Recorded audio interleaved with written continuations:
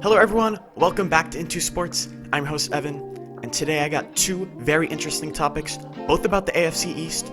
But first, I want to start with the New England Patriots. Because there's a phrase in scouting, don't scout the helmet. Don't let a player's team influence the way you see the player.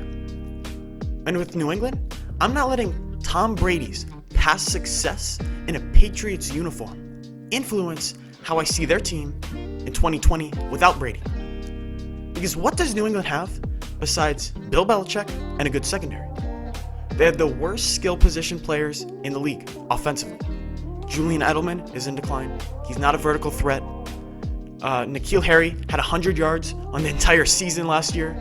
Mohamed Sanu was a big disappointment. There's no more Josh Gordon, no more Antonio Brown.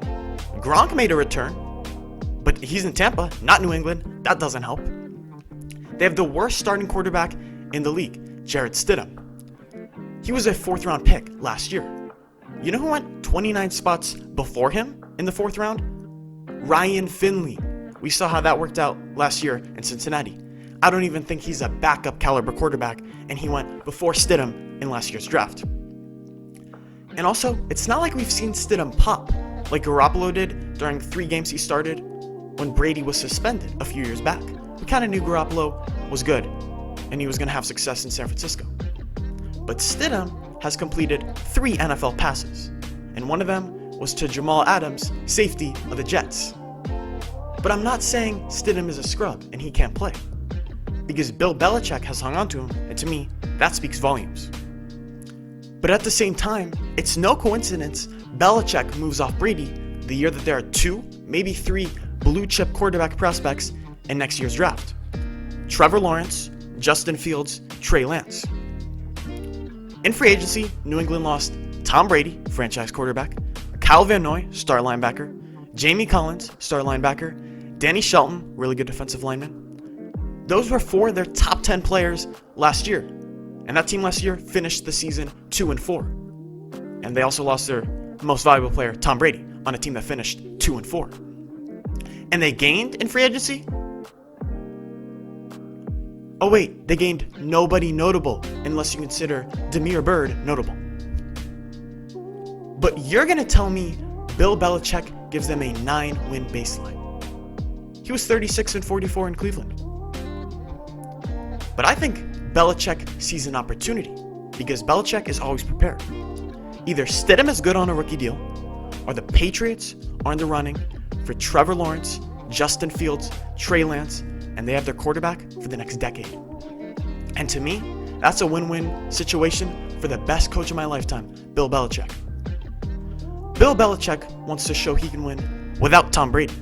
And Bill Belichick knows, like all of us, he's not winning a Super Bowl with Jarrett Stidham. But he thinks he can win a Super Bowl with transcendent talent, Trevor Lawrence, transcendent talent, Trey Lance, or transcendent talent, Justin Fields.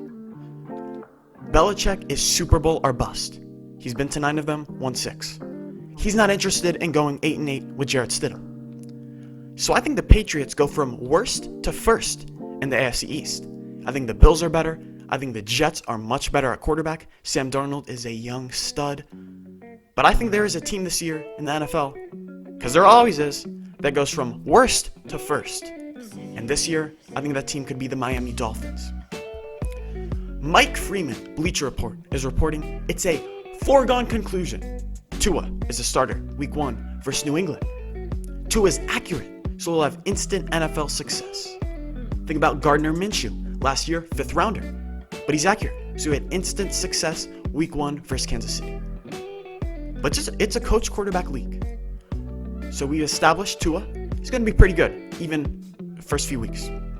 But let's look at the coach, Brian Flores. Because I know what you're saying. Belichick's assistants haven't had a lot of success. Belichick's culture requires full 100% buy-in. It's demanding. It's not fun. But Flores had players buying in year 1. They finished 5-4 with a bad roster. And when there was nothing on the line, Flores' team went to Foxborough to face Tom Brady, Bill Belichick, week 17. And they beat him. Patriots needed the win. Dolphins were just playing for fun. They beat him. Matt Patricia the defensive coordinator before Brian Flores, who's now with Detroit as the head coach, he doesn't get his guys to buy in. He's lost the locker room. He'll be fired after this year. Flores has 100% buy-in already. Flores is also copying Belichick's team building.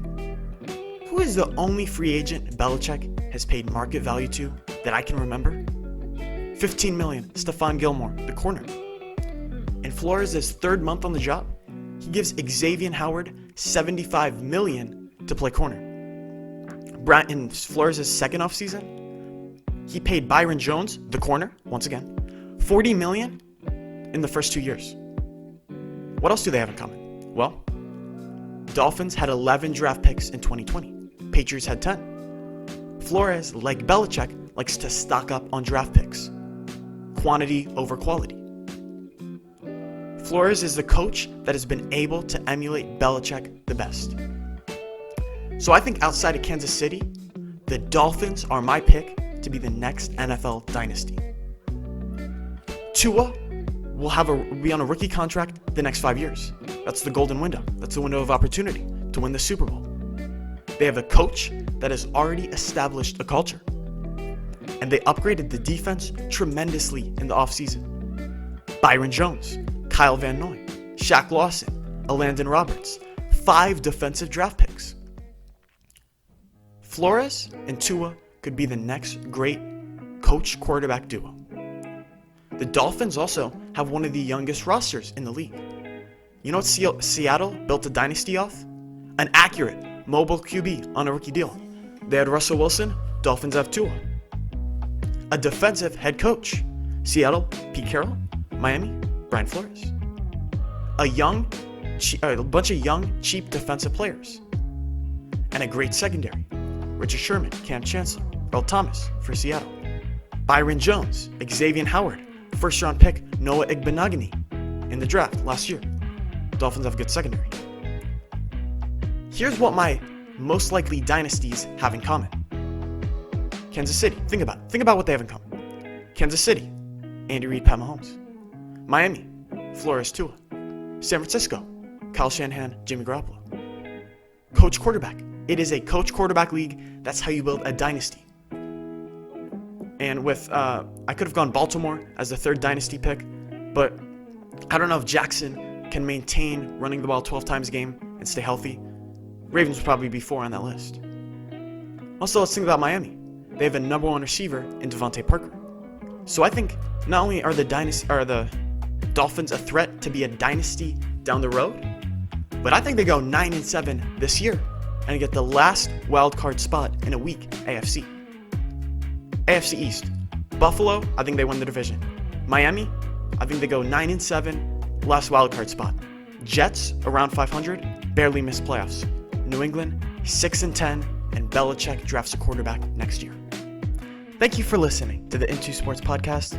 Click here to subscribe, and here for a video I know you'll like.